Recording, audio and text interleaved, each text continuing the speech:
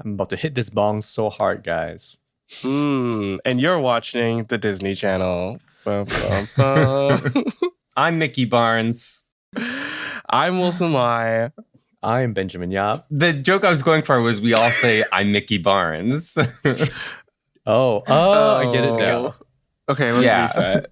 Somehow I didn't understand that. Perfect.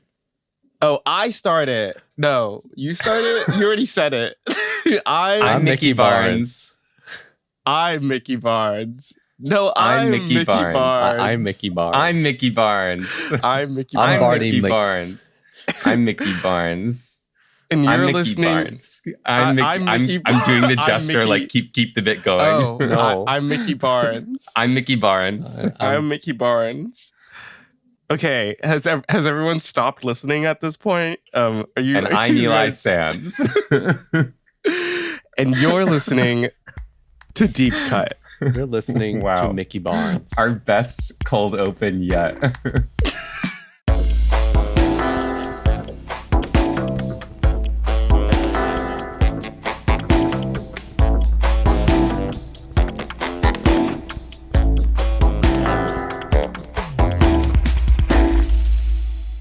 On Deep Cut, we compare our director's most popular film with a personal favorite chosen by one of us. We also discuss the director's life and career to bring in context that helps us view their movies as they may want us to. If you're enjoying the show, please rate and subscribe to us wherever you listen to podcasts to help others discover the show. Better still, you can leave a review on Apple Podcasts or comment on episodes directly on Spotify. You can also keep up with us on Instagram and Letterboxd at DeepCutPod, and you can join our Discord to chat with us directly. We also have a Patreon if you'd like to support us. Find links to all of these via the link in the description, or you can head over to deepcutpod.com. Welcome to our newest edition of Deep Cut Upkeep, and we are covering one of the biggest films that we've ever covered on the podcast, and the return of, I guess, what year was it? 2019's Oscar winner Bong Joon-ho with Mickey 17. You can catch our first episode on Bong Joon-ho when we were still doing the first iteration of the podcast, where we had two films in one episode, where we covered Parasite and Mother. I think that is episode 12. Whoa. We're slowly inching towards triple digits now. But yes, you can listen to us wax poetic about Bong Joon-ho and then come back here and then listen to 2 out of 3 of us trash this movie horribly. You don't know what's going to happen. You don't know what's Anything going to could happen. Anything could happen. You don't know anything, Mickey. Yeah, who knows? Who knows? Who knows? Before we get into a spoiler-filled discussion about this movie, we're going to do a quick round of general reactions so you can decide whether or not to head to the theaters and watch this movie, or wait maybe like 2 days for it to come out on VOD, or not even catch it at all. Let's just leave that up to you. I feel like, why am I the one that's underselling it? Because I'm the one that really liked it, but I just know based on both of your Letterboxd ratings that this is going to be like a rough time. So I'm like prepping, I'm like heading in with this like pessimistic frame of mind. I'm hedging my bets. Exactly. That's exactly He's wrapping what himself I'm doing. in bubble wrap. Exactly. Well, if you listen to our Matrix Resurrections episode, that was like a very traumatic experience for me. So I just like really... No, this is going to be even worse than what happened there, because at least I was kind of in the middle on Matrix. Maybe Revolutions? Redux? Resurrections. Resurrection, Eli. thank you. Okay, let's start with the folks that didn't like this movie. Ben or Eli, you guys can take this. What did you think? I was bored. Totally baffling misfire. Continue. Say more. Bad. Oh, wow. This is like the harshest I've seen Eli. Yeah, I was checking my watch like 30 minutes in and did not stop. It was boring. It was confusing. It was poorly structured. Things were there without purpose. Really weird small complaint, but like the dialogue was quite bad. I don't think and that's a small complaint. That's Yeah. like the movie. Well, I was going to say the small thing is there's so much cursing to the point that everyone's Oh. voice sounds the same. Hmm. Like everyone's like, this effing BS. You're effing BS. And you're effing BS. But, you know, they're actually saying the curse words. Yeah. Interesting. I think- Interesting. I probably will land very closely to everything that Eli is saying. It's so bad. Yeah. I think the big word is baffling. Like, Yeah. like, how did this happen? Like, it's a big question Yeah. for me. And structurally, I think it has so many issues. Mm-hmm. And the characters don't work. It's odd because I don't remember feeling this way about his other English language films. Agreed. Yeah. I love Right? Snowpiercer. Yeah, so I'm like, what is about Mickey 17 that's not working? But of course, there are many people that enjoyed it to a certain extent. Maybe not to the level that Mhm. Wilson might have enjoyed it, but like at least found it to be Oh, shit. passable or like fine. But I would call it a huge misfire and like actually Oh, actively wow. bad, like you said, Eli, Mhm. because I am confused by what he's doing here, but I can also see parts of it that remind me of Bong. Like Yeah. he's definitely trying to do some kind of tonal genre mashup. He's not trying to do something too straightforward. He's trying something, and I guess it's not working. But it's interesting what mistakes he's making in terms of the story thing, which feel almost like rookie mistakes, which is strange, Yeah. right? In the writing and structuring Mm. parts of this. So even if the parts that he's trying different stuff isn't working out because maybe the tone's off, like the writing's not that good or the dialogue's not that good, I can kind of like forgive that. But like there are some fundamental problems with this that I am finding very hard to understand how they ended up this way. So that's a no from me. Bong Joon, no. I think one of the biggest flaws is the camera direction. There's a lot of wides that are hard to see people's faces within, and it makes it all the harder to access emotions, especially when the characters are pretty underwritten. I wish I had a way clearer picture on Naomi Aki's character in particular. They totally allied her characterization at the start of the movie, and then all of a sudden she's scolding people for arriving on a planet. And I'm like, that's fine, but I don't know where this came from for this character. Yeah. Mm-hmm. Wilson, what'd you like about it? Wow. I feel like I'm realizing slowly as more and more people are seeing this movie that I am like on an island on my own. Like I was initially shocked when Ben didn't like the movie, but then when I saw more and more people not like the movie, I was like, what specifically about my experience watching this movie made me this outlier? I went in with, I would say, relatively high expectations. And I felt like, of course, didn't reach the highs of Parasite, but I felt the tone was like really working for me. I was laughing. I was feeling anxious about what these characters were doing to this world. And I was very invested in the Mickey's plan to save this species. And maybe it's because of my normie brain when I approach movies. I don't know if you have a normie brain. No. I don't think you do. Why did that sound like an insult, Ben? You're a freak. I'm a freak, and I should be proud of it.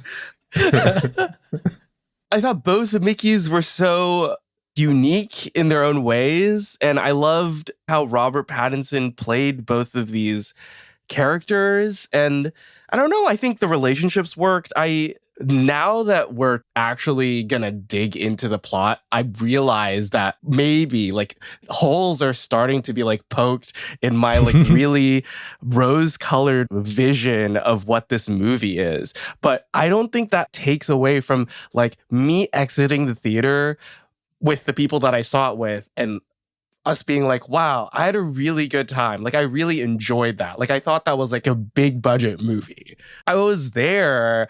I don't know if you guys were there, but I was there. I was physically there.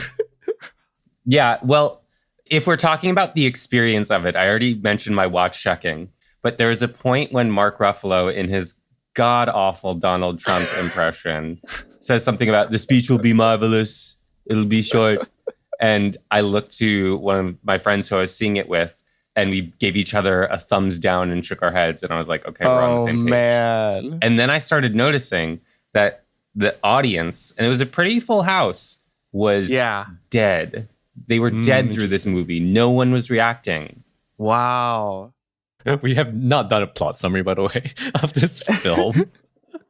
So in case you're listening to this with zero context because you just love us that much, which is incredible, honestly, and you should continue doing what you're doing. Very quickly, I'm just going to rip this off Letterboxd. Mickey 17 is about Mickey, who's played by Robert Pattinson, who ends up on a ship that is commanded by Mark Ruffalo's character, who is a sort of politician with some kind of grand idea to colonize an icy planet. And so Mickey signs up as what they call a expendable. So he is uploading his consciousness to some kind of hard drive so that every time he dies, they can reprint him with all his memories, including his memories of his death. And so he's used for all kinds of experiments that require him to die. And he's the only expendable on the ship. And so the ship gets to this land and there are strange creatures on it. And Mark Ruffalo wants to kill all of them. And Mickey is trying to figure it out. And then something goes wrong and there are suddenly two Mickeys. And I think the most interesting thing is actually you don't really know where this movie is trying to go. Okay, should we just do the spoiler cutoff here? So we're gonna start diving into spoilers. Long story short, it's 2 thumbs down and 1 thumbs up. Okay, we got 3 hands. Can I throw my other thumbs down in there? Can we do 4 thumbs down and 1 thumb up? Fuck. So sorry, spoilers incoming. Just very explicitly, spoilers incoming. Everyone, click off. Go watch the movie. Support Bong. Make sure he makes his next one. I hope he does still. Agreed. Still love Bong. I don't think that's an issue, right? Like, I think Bong will always continue to make movies and he will always have blank checks if he's making Korean movies. I think this is an issue of whether or not he'll continue to make movies in Hollywood. Maybe this is a misfire that will maybe stop him from ever working in the US again. But I was listening to our first episode that we did on Bong and like the high heaps of praise that we brought to Parasite. And I'm wondering like how a director like this lines up Mickey 17 after making something really precise as Parasite. And I, for one, think this is a interesting choice of film. And I think I still support it. If Warner Brothers comes to you with buckets loads of money to make a movie, I think I would make a big sci-fi film from, I don't know, a concept that is pretty interesting to me about like reflective of society today, especially American society today. But also a lot of people could see it as just taking money and running.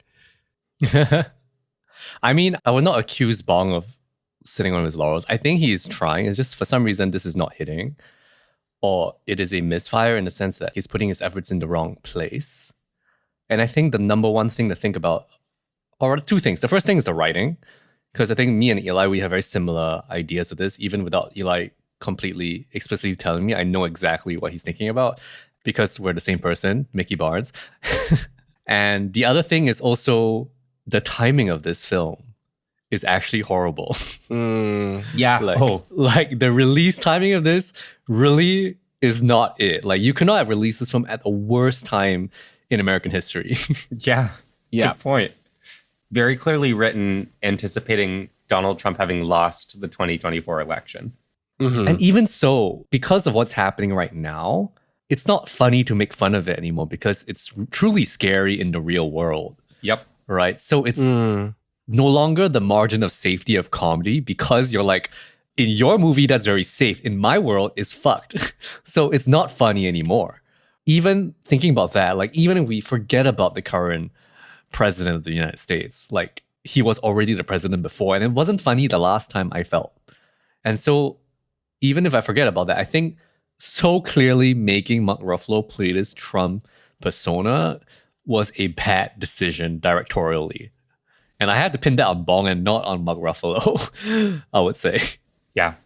And I mean, to be fair, Bong is not American. So it is a bit hard for him to truly understand, I would say, what's truly happening in America. Like, I couldn't say I understood.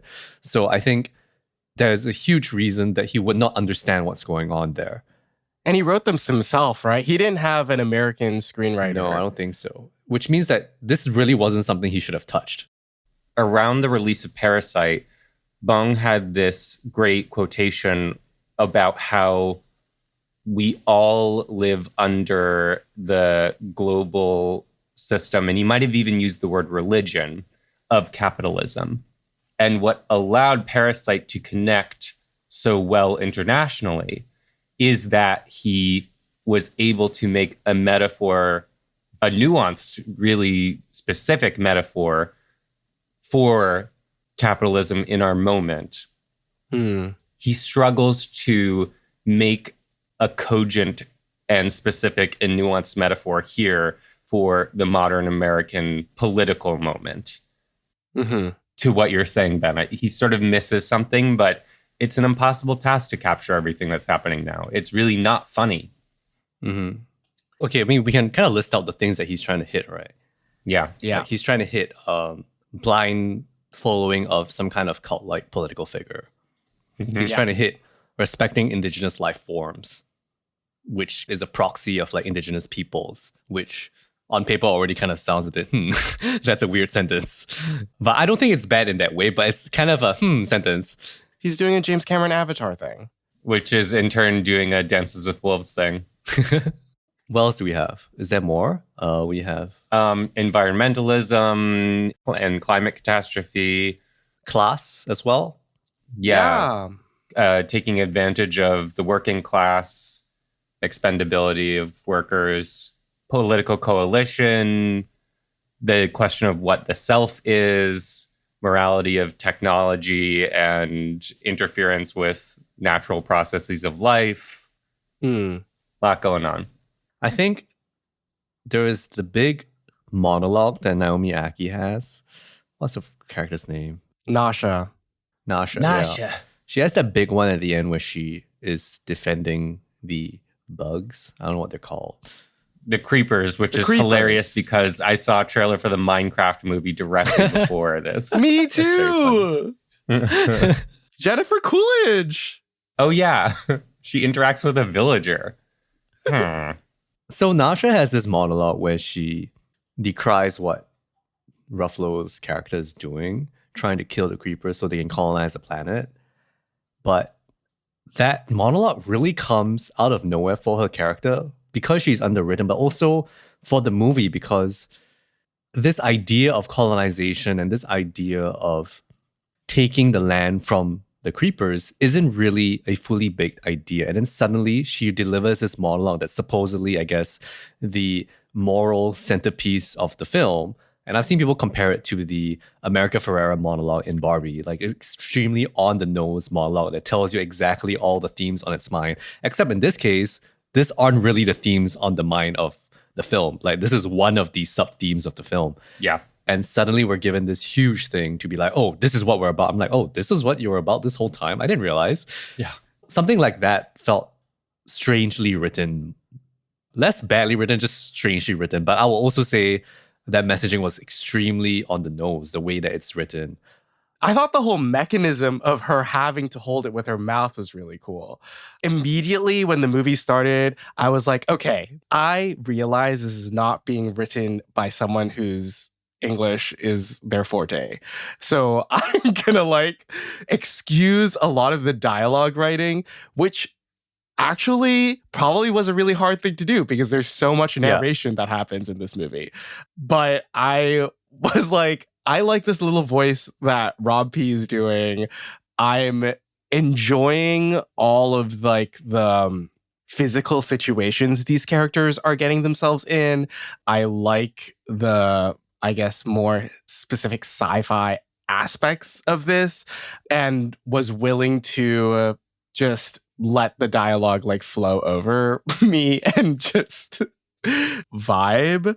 But okay, this is not a Matrix Resurrections type situation where I will like lay down my life to defend this movie.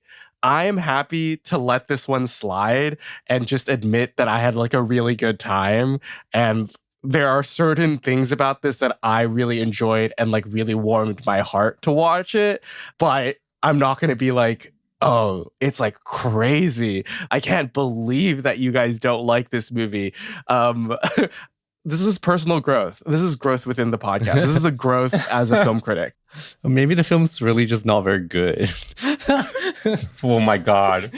Wilson extending an olive branch and Ben setting it on fire. Yeah, exactly. Wild. Wild. But I'm also just thinking about the possibility of cinema. Like yesterday, I got to sit down with one of my cinema heroes, and Yeah.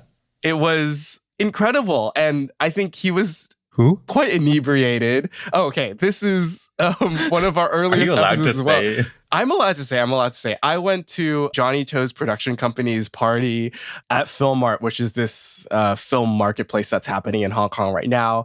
Thanks to the person who is really, really responsible for this podcast happening, Professor Lisa Dombrowski, for inviting me. And she brought all of her students in this Hong Kong cinema class on a trip halfway across the world to Hong Kong. And they got to meet Johnny To. And we spent like 2 hours sitting with him, like inebriated Johnny To, waxing poetic about why cinema is so great, because we make dreams and we make people's dreams come true. Like, people live for movies. And sometimes some movies don't hit for some people, and sometimes some movies hit for some people and are meaningful experiences that you restore the faith that you have in your fellow people. And some movies also build up that hate for your fellow people, and they're effective vehicles for emotion. Either way, long story short, I'm okay if this movie's objectively a bad movie. I enjoyed my time. I don't know if objectively a bad movie is possible, but we can come pretty close. Yeah. It might be this one. I will agree that I think that Rob P performance is fantastic. Yeah, I like it. I thought it showed so much promise at the start. And I think he does a really, really good job differentiating the Mickeys with only his voice and his body language. Like, that's extremely impressive. Yeah. Yeah. Do you like what Aki's doing, even with how little she's given? Do you like what she's doing? I mean, it's hard to judge because she's not given much. And I think, I guess when you're not given much, you just need to like naturally be charming and like be interesting. And I think she's okay, but the characterization of that character is so extreme in the aggression that she has, which is fine, I guess. But something one note about that, both in romantically trying to entwine herself with Rob P, as well as like wanting her things, and kind of a confusing character because she's also a cop. But Yeah. like, I was like, huh, she's a cop, but she like doesn't care about cop things. But then she also is a cop doing cop stuff. I was confused about that. Why is she even a cop in the first place made no sense to me. There are many details that don't add up coherently to the story here. Why is Steven Yeun? Why is that character in this movie? I love Steven Yeun. I'm happy to see him. He does a great job in this. Steven Yeun is a totally. guy that like I think can make any character fun to watch. Totally. Totally. But there are just too many characters in this. Like Steven Yeun's arc with Rob, like, I don't know. What was that arc? I don't know. What was the point of that arc? He gets betrayed by Steven, and then like, why? It's overstuffed to the point that the whole premise of the movie, what if you and your clone were alive at the same time, gets totally diluted. It's not even the core focus of the movie. Structurally, thematically, plot-wise, It's not the real center here. On paper, I find that very interesting because we've seen many films about doubles, and they're usually about fighting your double. And so this one finds an interesting digression, I guess, because a lot of this film is about digression. It digresses into stuff about Trump, stuff about environmentalism, all that kind of stuff. And so I find that to be an interesting choice to be like, okay, let me not focus on the double stuff because everyone's going to think about the double stuff, about how I'm going to get them to fight, the conflict, right? But I just think the digression is not that interesting. Yeah. It is interesting when they kind of like bicker but are trying to cooperate, but I guess that's also pretty par for the course for double cinema. I remember thinking after watching it that the movie feels a lot like anime, but like not in a good way. A lot of it comes down to that voiceover that you mentioned. And I know exactly what happens at the 30-minute mark, which is it's the end of the setup.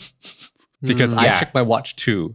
I was like, what are we building up to? At 30 minutes, you finally finish reading the prologue of this book, I think. Yes. Like the setup, like what is this world? What is this ship? Where are they? And you finally get to the point of where the film begins, which is in media res of Mickey waking up after almost dying. And so that 30 minutes just goes on forever, just forever. And it's, I think 90% of that 30 minutes is voiceover. Yeah. Going through a lot of character relationships, his relationship with Timo, his relationship with Nasha, but through voiceover rather than action. So you never really buy into any of these relationships because he just tells you about them. He tells you about how he has this deep love and like physical relationship with Nasha, but he's telling you, and you're like, I'd rather see that. But you're seeing it. I mean, you're seeing it, but you're not feeling it. You're seeing it super briefly. You don't get to know Nasha yourself. You get to know Mickey's love for Nasha. And we see Nasha and Mickey make eye contact, but that's different from really understanding who Nasha is independently of her relationship with Mickey. To your question about her performance, Wilson, I really like her performance. And I think she does have the charm and magnetic screen presence to be compelling to watch. But I agree with you, Ben, that her writing as a character, again, lacks a kind of center that helps me understand her perspective and values. So I think that 30-minute opening to set up the film is like one of my biggest hang-ups with the movie from a structural perspective. But I think it also really just never tells you what it's trying to be about for a very long time. Yeah. It just keeps showing you stuff and you're like, okay, what is this movie pointing towards? Like, where are we going here with the story? And I think about his other films that are, I guess, his English language films, Okja and Snowpiercer. Those are two films with extremely, extremely clear goals. Whether you like them or not, like I'm not even a big fan of Okja. And I don't know if I still feel the same about Snowpiercer, but train only has two dimensions. You get to the end of the train. It's a very clear goal. So like the train cars are digressive situations, but there is a sense of where we're ending up. And for Okja, it's very simple. I'm trying to get to Okja. Save Big Pig. So even when you're in a digressive episode, you know that how it links to the endpoint. But here, what is the endpoint? Especially like if you're trying to think about when you're in that second act, like what is the endpoint? Because Mickey 18 doesn't appear till like I think 45 minutes or an hour into the story, which feels a bit strange considering it's a film about doubles. To me, what I think really interested me about this whole setup and conceit was even though he gets reprinted over and over again, those experiences of like death and dying and just being like expended to its maximum limit is being added onto, like compounded onto. And I think the question that begins it and the question that is returned to in media res, what does it feel like to die, that Mickey gets asked continually through this, and he like sort of chooses to not answer.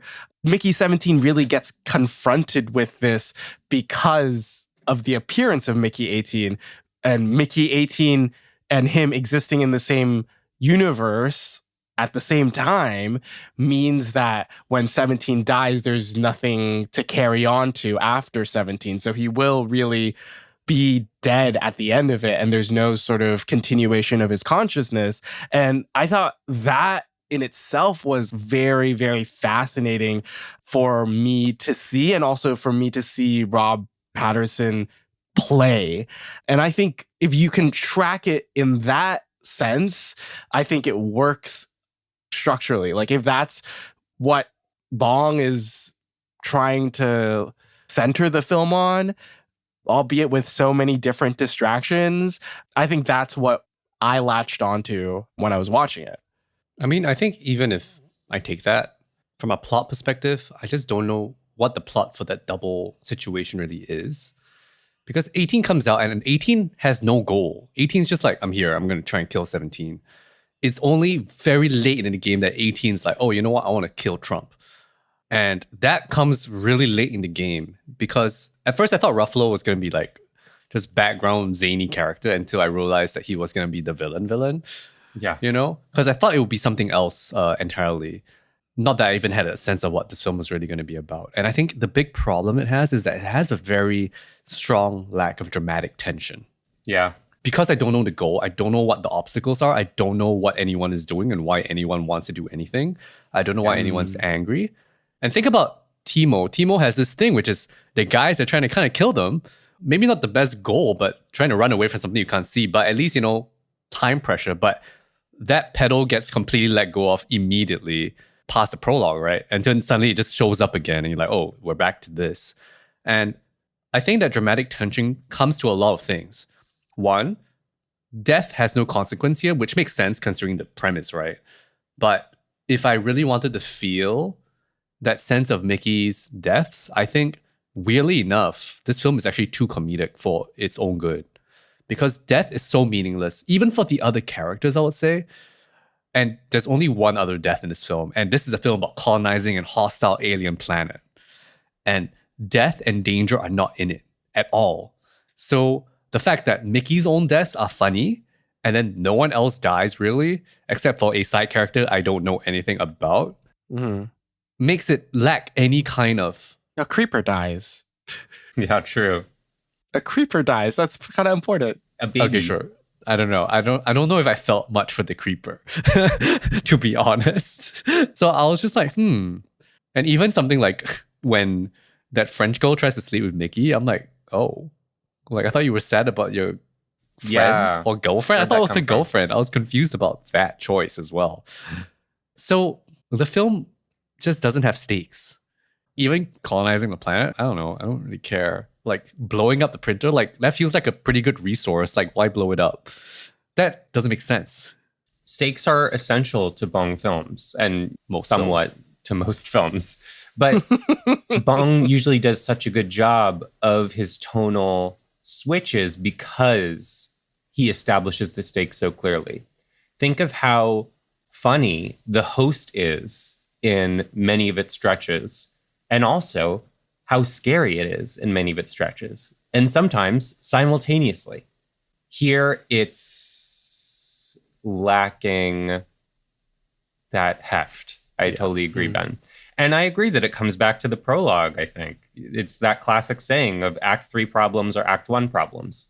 We don't get a clear sense of the goals, values, and relationships and stakes that these characters are experiencing. Here's a question. What's up with the pigeon costume? What? Which one? The guy in the pigeon costume. Oh, at the show, on the TV show? The interview guy. On the ship. I don't know why he's in a pigeon costume. I don't know. Why? Yeah, Random? right? Like, I don't know why it's there. This is based on a book, right? So I think that's a book detail. Why does Toni Collette like sauce so much? Oh my God, I love the sauce. I think we sometimes forget that Bong has a bit of a offbeat sense of humor, I would say. And I think this is a manifestation of them. Think about Okja, think about Snowpiercer. They have their elements where it's a bit like, they're not ha-ha laughs. They're kind of just random gags that maybe like Bong just finds funny for no good reason, which is fine. I think that's what they make me think. And they're the parts that make me remember this is a Bong film. Like, oh yeah. Yeah. I think they land as frustrating for me because the basics aren't there. Yeah. Because there are distractions that can truly distract you because you have nothing to focus on. Yeah. And so they're like, when my mind's wandering, I'm like, okay, I'm going to start focusing on the bloody pigeon. What's he doing? Is he important? I don't know. Why do you think Bong whenever he makes an English language film, it always has to like veer into this like sci-fi territory? Interesting. Yeah, all of his English language ones are sci-fi. Maybe it's a business thing. Maybe they only want him to do something that has possibly broader appeal. I mean, think about like his work in Korea. I guess only The Host is sci-fi. Yeah. Right? Which is interesting. It's like, they're like, oh, he did The Host. Let's make him do sci-fi only. Yeah. Which is an odd thing. But I would say that maybe they felt like the sensibilities for him. And you would think that because this is a post-Oscar movie, that he would just have complete say over what kind of project he would like to make. I think he wanted to make this, though. Yeah, in interviews, it does seem very much like a passion project for him. And it just interests me. I'm thinking about it a lot as a follow-up to Parasite. And it is sort of a swerve. I don't know. He could have made another Korean film about class warfare, but this is what he buckles down, doesn't show up in the world for like 5 years to make this. Yeah, just fascinating choice. I think it makes sense that he does something that's not too close to Parasite, because that's a bit of a tough act to follow, even if you did it yourself. Yeah. Something that is impossible to compare to Parasite makes sense. But I guess for some reason, he is still focused on a lot of the themes that Parasite has, except within the sci-fi context. And in fact, in a lot of his other films as well, I would say. I think I wanted to talk about the way the film looks. You talked a little bit about the staging, Eli. I think the film is too damn gray. I agree. I didn't realize it was Darius Kanji. Yeah. I think if you look at the poster, great poster, by the way, the yellow. Yes. Film has like no yellow. Film has like no red. These are on the poster. And I'm like, bro, this is way too gray. This looks like 2000s video game Gears of War shit. Yeah. Like, guys, we need color, especially when you're making what feels like a live action cartoon already. Let's put some color into this. It's so crazy because there's this interview that him and Robert Pattinson do it for GQ, and he singles out Wes Anderson's Fantastic Mr. Fox, and he's like, I love this shade of yellow that Wes Anderson uses in this film, so I try to put it in my films. But yeah, I agree. This doesn't look as visually stimulating as even Parasite. Yeah. Parasite has verdant greens. Exactly. And if you're thinking also about like camera movement and staging and variety of shots, with something like Mickey 17, where you basically have a hold over whatever you could do with CGI and the massive camera budget, then like, why not go crazy? Like, why does this feel a little more tame camera-wise than Parasite? Yeah. It has some fun camera movement beats, and Bong is really good at doing multiple compositions within one shot connected by camera movement to tell a little story within that shot. That's still there. His signature is very much on display. But there are also these odd moments of staging where characters are either entirely in close-up for a whole conversation or very far away from the camera and hard to read, partially because the color palette is so gray. It is frustrating, actually, when I think about it. I was talking to Nat, actually, about how he storyboards most of his scenes extremely precisely. And I think maybe that's one of those things that maybe it might have worked against the film. It kind of makes sense with the sci-fi, but I think if you draw a comic book for it, then you also kind of chain yourself to a plan.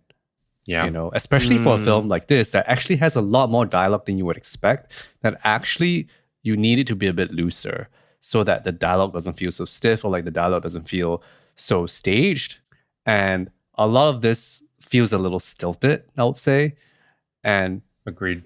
Yeah, like some good performers aren't really like doing very well. Like I actually am a big fan of Anna Maria Bartolome, who was in this like Count of Monte Cristo film last year, and also that Audrey Dwan film Happening. and she's good.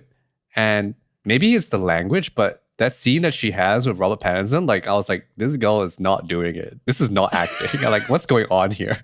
Like she's like speaking English for the first time. That's the feeling I'm getting. I'm like, what? It was odd. And I was watching some French film after this, and I was like, wow, that is a French person doing an English scene and it works. I do like that dinner scene that happens though beforehand.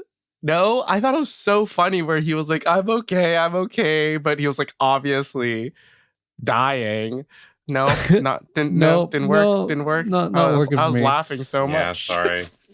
Yeah. Oh, the movie I was thinking about was Picnic at Hanging Rock, which has this like French mademoiselle who speaks a lot of English in it. And I was like, she seems very natural. She has a French accented English, but she seems natural. Whereas like Bartholomew doesn't feel natural at all in this. Which I guess maybe comes to the fact that you have a Korean guy directing a French person speaking English. Like that's a few layers of telephone too deep, maybe, to like get something naturalistic. Maybe. But I think something I like about Bong's English language features are how internationally cast they are. And I think that maybe allows for some spontaneity where the lockdown shot plan would not. Maybe those two factors don't work super well together. That he maybe had a harder time adjusting to his performers because he had a locked-in plan on the shot side. Maybe it also comes down to, I guess, if you're going to be directing a lot of international actors, you're going to have translators on set. So what happens is that a lot of the responsibility actually comes down to the actors to deliver.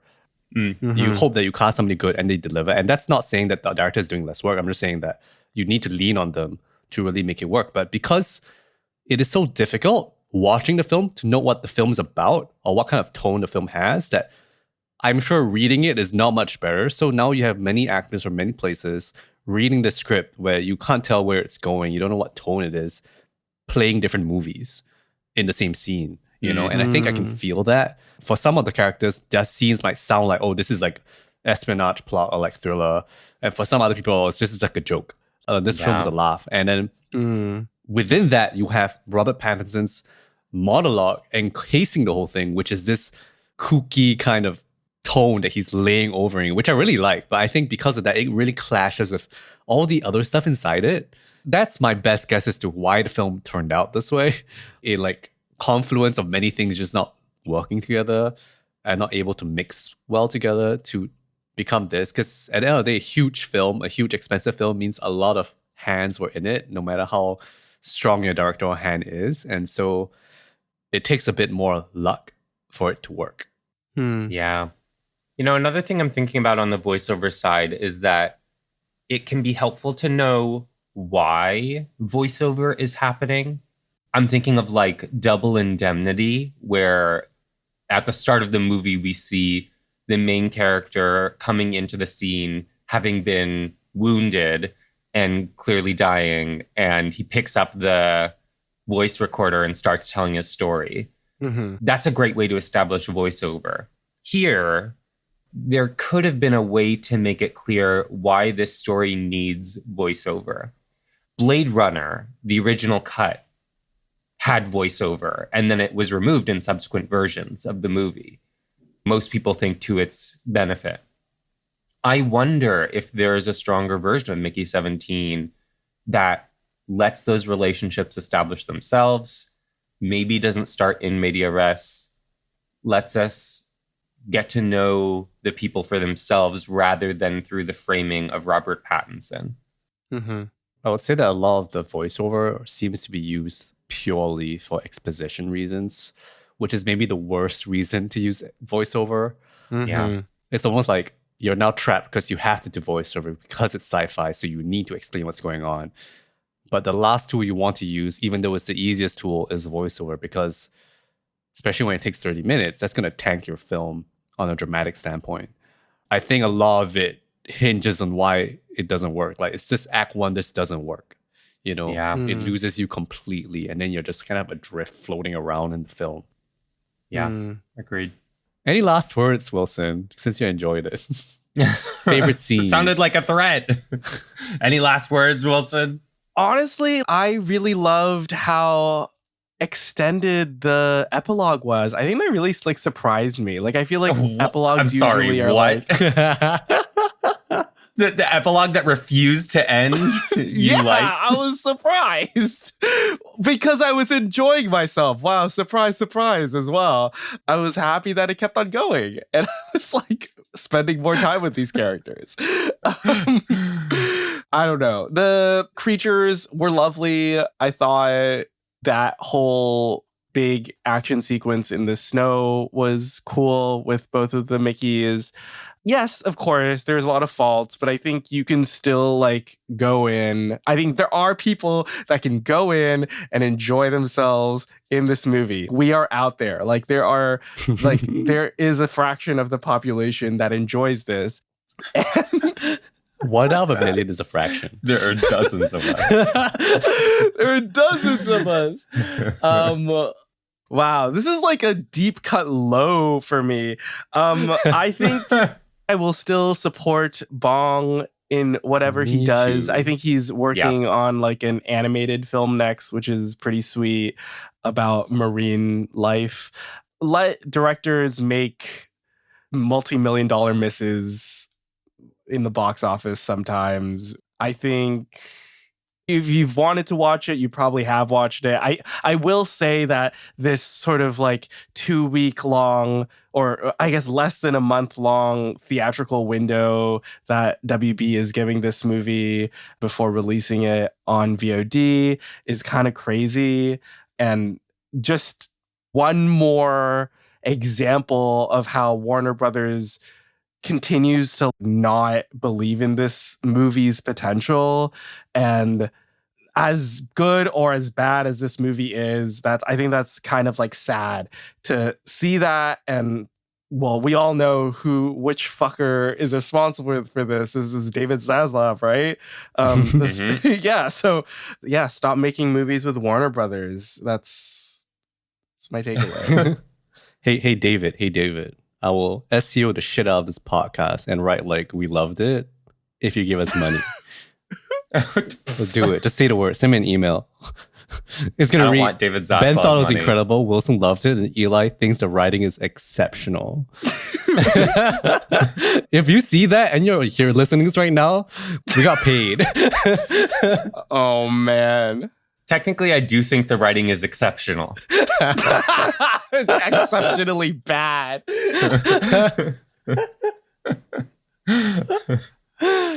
So yeah, David, send me an email. Thank you for listening to this episode of Deep Cut. If you enjoyed the episode, please leave us a rating because that helps others discover the show. And a great way to support us is leave a review for our show on Apple Podcasts or comment on episodes directly on Spotify. Especially if you have thoughts about the movie or what we just said. Maybe you love this movie. You should tell us in the comments on Spotify. Yeah, please make me feel Help vindicated. And be sure to subscribe to us wherever you listen to podcasts so you know when our next episode drops. You can keep up with us on Instagram, Facebook, and Letterboxd at Deep Cut Pod. And we're also on TikTok at deepcutpod_film. And also you can find a link to our Discord server and Patreon on the link in our description.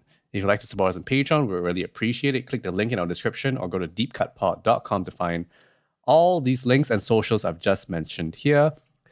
Special shout out to our Patreon Deep Cut Pick supporter, Leah Lai. Thank you for your support for the past 20 plus years. Love ya. Deep Cut is hosted and produced by us, Wilson Lai, Benjamin Yap, and Eli Sands. And our cover art is designed by Justina Yam. And our theme song is composed by the one and only Eli Sands. I'm Wilson. I'm Ben. I'm Eli.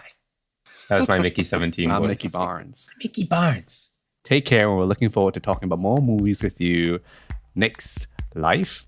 Yeah. Next print. Next print.